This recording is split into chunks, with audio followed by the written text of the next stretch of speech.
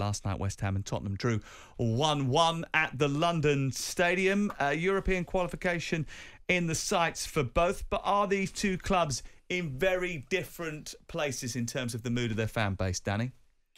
Sorry, which two? I was just reading West Ham ahead. and Tottenham.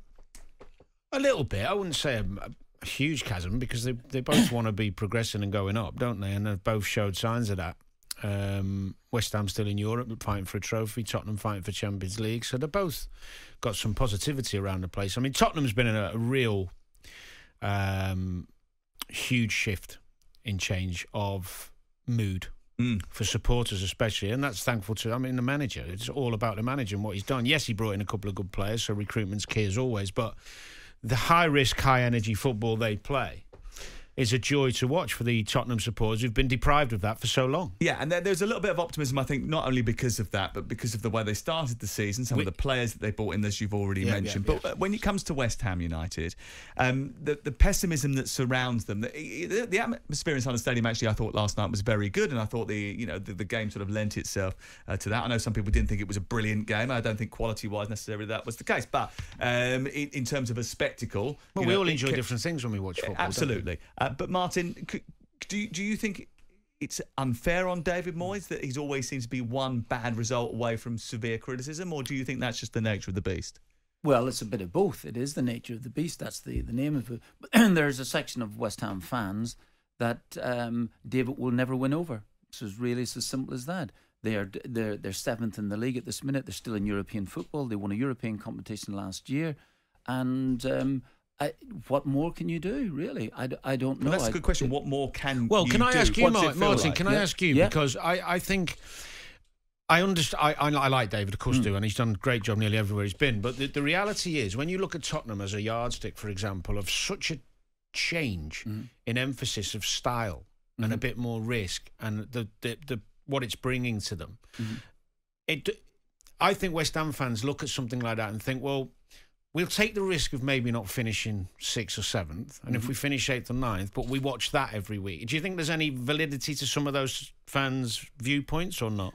Right. Well, I don't see West Ham often enough then to make a concise opinion on it. But I think that sometimes that you can be labelled, and it's very, very difficult to shift that label. Yeah.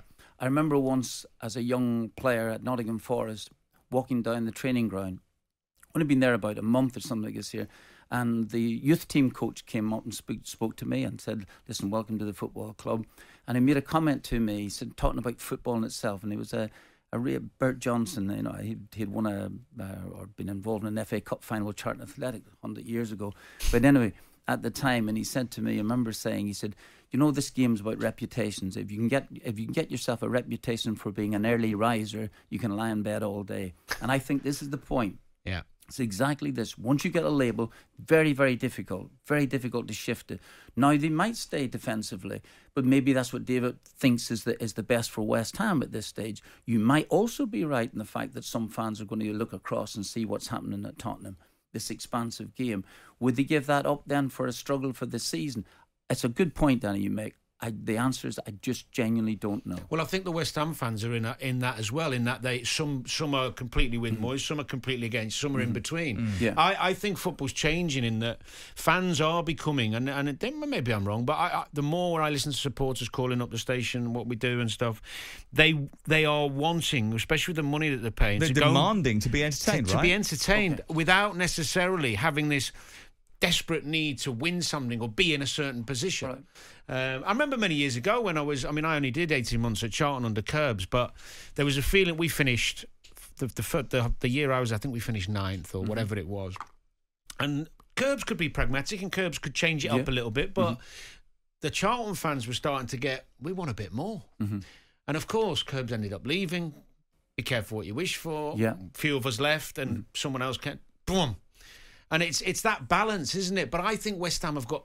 I actually believe, and I do think Dave's done a really good job, but I actually think West Ham have the capability with the players they've been signing and now the size of the crowds and the finances behind them. I think they can switch and go the other way a bit Right. more. Do you feel that then is because the move of ground now, going from Upton Park then to the stadium, holding more people than Upton Park did at the time? Do you feel that is part of their thinking? Well, then, yes, because it creates more finances. Yes. They've already showed that they can sign, like Paqueta's a Brazilian international, wonderful talent. They've signed Kudus, who's a beautiful mover with the ball and can beat people. And he's doing too much work the other way. And he's great on the counter, and sometimes you have to play counter. You can't dominate against Man City and Arsenal. I get it.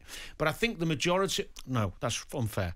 A lot of West Ham fans, I hear, it's not necessarily when they play Arsenal or Man City. They understand that you have to be sometimes second best. Okay. It's when they're playing at home to Bournemouth, Yeah. or they're playing, etc., Right. and they don't go vroom.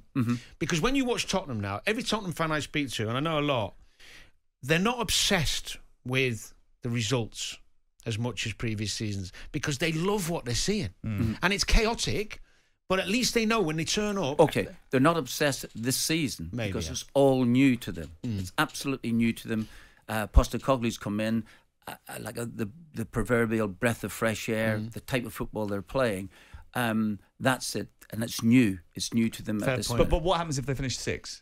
At the moment, it looks like they're going to finish in the Champions League places. So I I agree with Danny. In this particular season, I don't think they'll mind. I genuinely don't think. I agree. I think there'll be a disappointment because they've been there the whole season. But if they end up finishing 6th, I think they'll say Postecoglou's first season has been really good. It's been really entertaining. We've really had a go after losing Kane. So do you agree what he said, that when you're committed to a certain way of playing, the score almost becomes irrelevant? No, I don't agree with that. No. Because the game is results based. What I'm saying to you is, you've asked me the question, what about this season? This season here, Tottenham Hotspur, will they accept? There'll be a disappointment if they finish 6th. I don't think they will, but if they finish 6th in the season, there'll be disappointment. But, because of the football that they're playing, I think that's fine. So they'll start the new season next year. However, you've got to win. You've got to win. 03717223344 Tottenham and West Ham fans, we'd love to hear from you. Interesting on that style point with West Ham United. 4 of their 12 Premier League wins so far this season have been acquired with under 30% possession. That's something no other team in the league managed to do. Jim White and Simon Jordan.